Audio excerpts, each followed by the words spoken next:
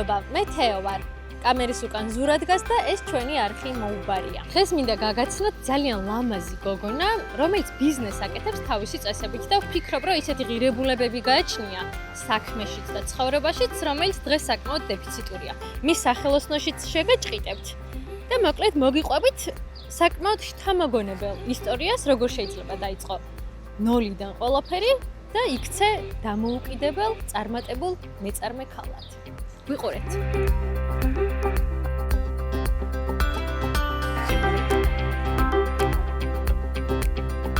მე ვარ თამო ქომეთიანი, პროფესიით ფსიქოლოგი და უზომოდ შეყვარებული თიხაზე. თიხასთან ურთიერთობა დავიწყე სრულიად შემთხვევით, არტ-თერაპიის ტრეინინგზე. პირველი შეხება მქონდა ამ მასალასთან და მაშინ მოვიწამლე. მივხვდი, რომ უკვე ამ საქმის კეთება მინდოდა, ფსიქოლოგიას ჩამოვშორდი და დავიწყე ძერწვა.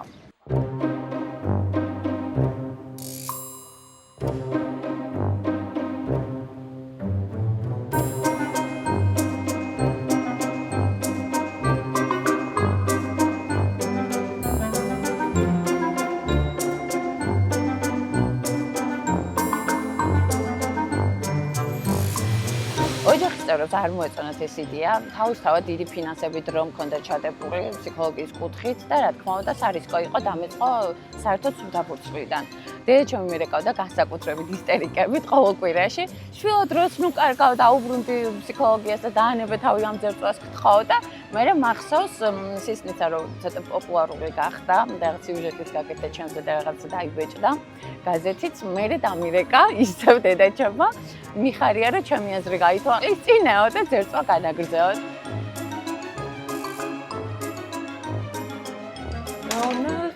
საკითხია და უკვე საყვარელი. სისნიცა იმიტომ მიყვარს, რომ მაძლევს სრულ თავისუფლებას და ყველაზე მთავარი ჩემი აზრით ამ საქმეში არის გულწრფელობა. იმიტომ რომ ჩემს გამომწერებთან ვარ ზუსტად ის, რაც ყოველდღიურობაში თუნდაც მეგობრებთან, დედასთან და ასე შემდეგ. გულწრფელად შემიძლია რომ ესე ჯიმ კერივით დავიწყო წერა და უზარმაზარი პოსტი. იმ მომენტში რა მტკივა, რა მწყინს, რა მიხარია, თუნდაც გავაპროტესტო პოლიტიკური სიტუაცია, იმიტომ რომ ყველამ აუცილებლად უნდა გამოხატოთ ჩვენი აზრი ამასთან დაკავშირებით თუნდაც. ან შეიძლება ძირი გამოუთხარო რაღაც ქართულ სტერეოტიპს. იმ მომენტში რაც მაწუხებს, ან შეიძლება დახმარება ვითხოვ, ან თუნდაც რეკომენდაცია გავუწიო სხვა ადამიანს, ვინც იმ მომენტში ჩემში აღფრთოვანებას იწვევს და თავს გურჯნობ ოჯახში. როცა შემხოდრია შენი Facebook პოსტები, იქ შემინიშნავს, რომ შენი პატარა ბიზნესი თავის წესებს მიყვება. ესე რომ ვთქვათ, ანუ არის რაღაცა შეიძლება სტანდარტული და დამკვიდრებული ბიზნესური წესები, რომელსაც შენ ნაკლებად ცნობ და აღიარებ. აი, ეს როგორ მუშაობს პრაქტიკაში? ეგ მინდა ვიცოდე, იმიტომ რომ ალბათ ბევრს წარმოუდგენია, რომ დავუშვათ ადამიანის კეთილ ნებაზე დაყრდნობილი ბიზნესი შეიძლება არ იყოს მომგებიანი და ცდებიან. ხადაი როგორ მუშაობს მაგ? ხო, საინტერესო კითხვა. ყოველთვის ფიქრობდი, რა მოხდება ისეთი ადგილი არსებობდეს, სადაც ადამიანი მივა და იტყვის, რომ აი სასაჩუქრ მაღაზია ავიღოთ დავუშვათ, სადაც ადამიანი შევა და იტყვის, რომ აი ეს ნივთი ძალიან მჭირდება, მინდა რომ ჩემსაყვარელ ადამიანს ვაჩუქო, უბრალოდ დღეს არ მოქვს ეს თანხა. აი დავუშვათ ხელფასი მერიცხება 10 დღეში და გამყიდველა იტყვის, რომ კარგი, წაიღებ.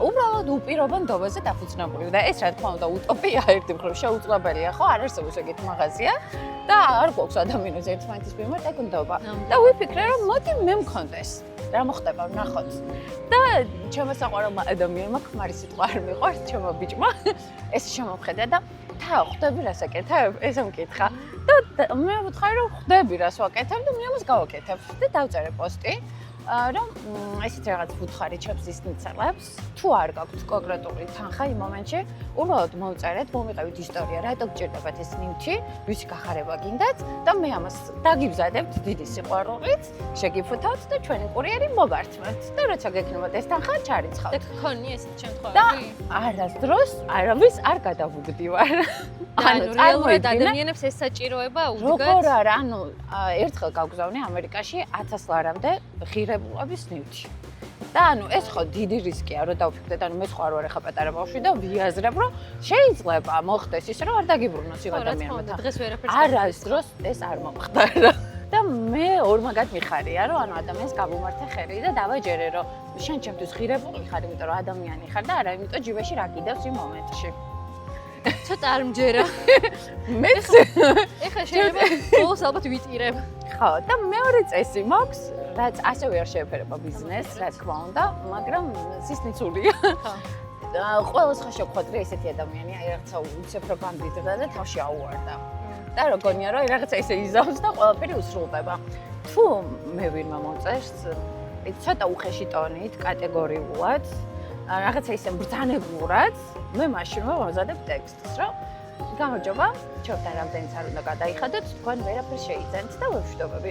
ანუ ჩვენთვის მთავარია როგორ შემოდის ადამიანი ჩვენთან კონტაქტში, სიყვარულს თუ მართლაც, იმიტომ რომ სისხლიც არის ემოცია, შენ თუ მე სიყვარული არ მომეცი, მე ვერ დავждები და ვერაფერს ვერ გამოგიძერწავ, იმიტომ რომ ზუსტად იმ მუხტით და ენერგიით ვაკეთებ ამ ნამუშევარს. და შესაბამისად პირდაპირ ვეუბნებ, რომ არ გამოვა, ანუ მე არ მინდა რომ შენ უბრალოდ თანხა გადამიხადო და მე ესე დავждე და ალბათ რაღაც გამოგიძერწო. ანუ შემოყვარებ თავს, გამახარებ, მომეწონებ და მე გაგიკეთებ ძალიან დიდი სიყვარული რაღაცას, რასაც ვთხოვ. და ეს ყველაფერი ესე მუშაობს 6 წელი. ესე მუშაობს მშვენივრად 6 წელია. ჩემს გვერდს ქვია სისნიცა. ხშირად ესმით სისინა და არა მეგობრებო, სისნიცა. ეს არის აბრევიატურა და იშიფრება შემდეგნაირად. სიცოცხლეში იპოვო სიყვარული, ნიშნავს იპოვო ცხოვრების აზრი. ბავშვობაში, თინეიჯერობის პერიოდში ვწერდი ლექსებს და ეს იყო ჩემი ფსევდონიმი და როცა გვერდი გავაკეთე, ბევრი არ მიფიქრია, ვიცოდი, რასაც დავარქმევდი. და ესე დაიბადა სისნიცა. და არა სისინა. ხო, ანუ ისე მწერენ სისინ, როგორ ხარ და არა სისნიც. ეხლა ეს ჩაიწერე? ვიტყაპუნებს. ციკაშკაშა დავამატავთ. აუწიე განათებას. აქ ჩამოვდო განწაწყვილი ვარ. ზუკი, სად ხარ? ენა დამება. თვითონ არ მიკითხავ.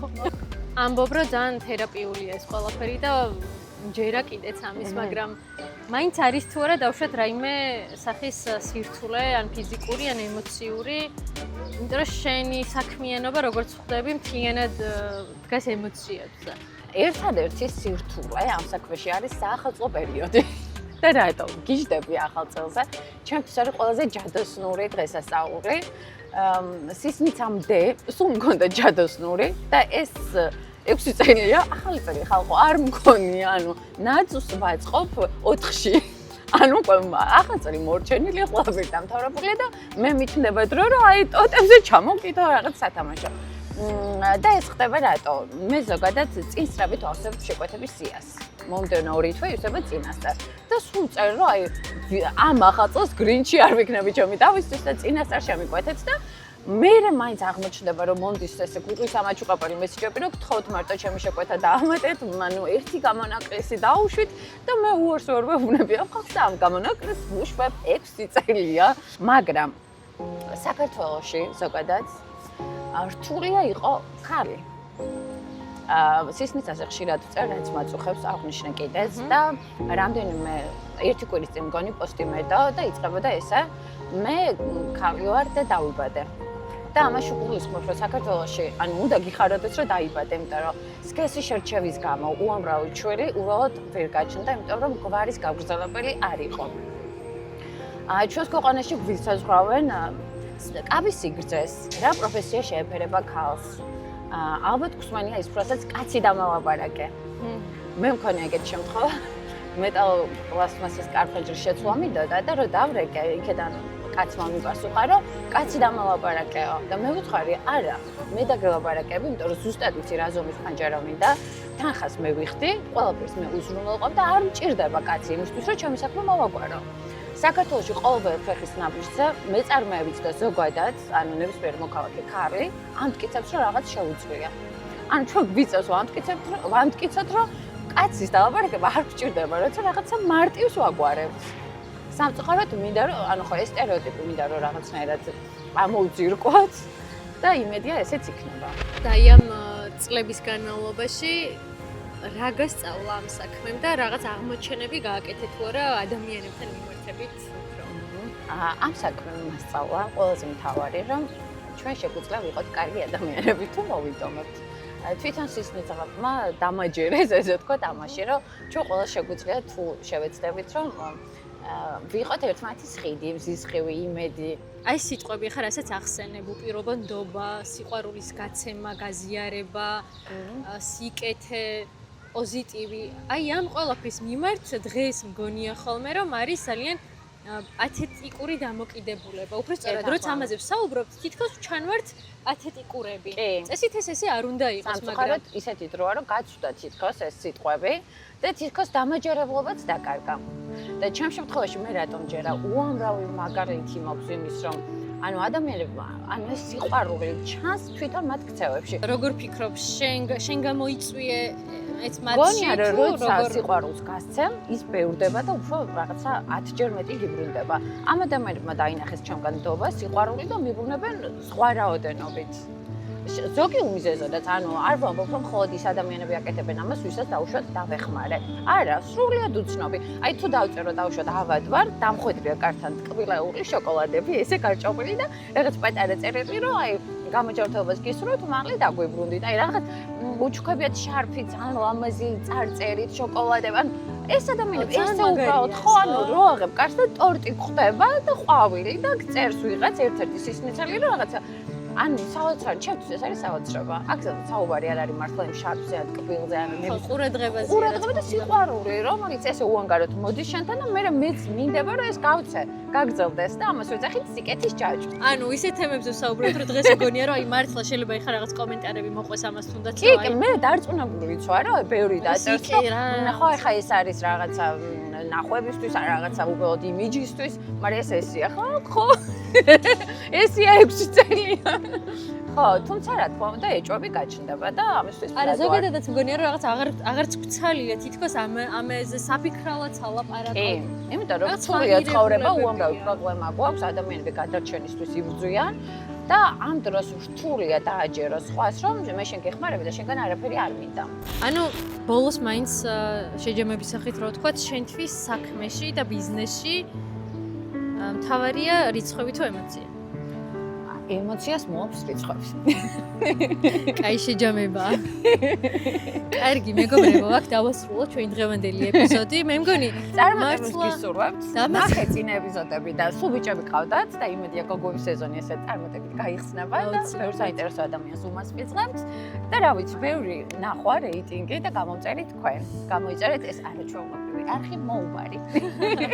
მადლობა, დავემშვიდობა ჩვენს მაყურებელს. არ ვიცი რამდენი მაყურებელი გქონს, მაგრამ იმედია ბევრი იქნება და მართლა მგონია ეხლა რომ ცოტა ისეთ თემებზე ვისაუბრეთ, რომ მართლა პარალელურ განზომილებაში მგონია ჩვენი თავი, იმიტომ რომ დღეს ძალიან დაჩქარებულ ეპოქაში და ტექნოლოგიურ ეპოქაში, როცა რაღაც ღირებულებები მართლა გაცვდა და დეფიციტია სერიოზული აი იმ რაღაც ემოციების და გულწრფელობის და ასე შემდეგ.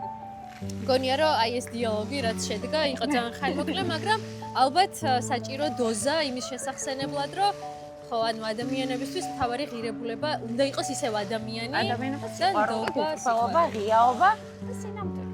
სინამდვილე. და სიზნეცურობა. ნახვამდის.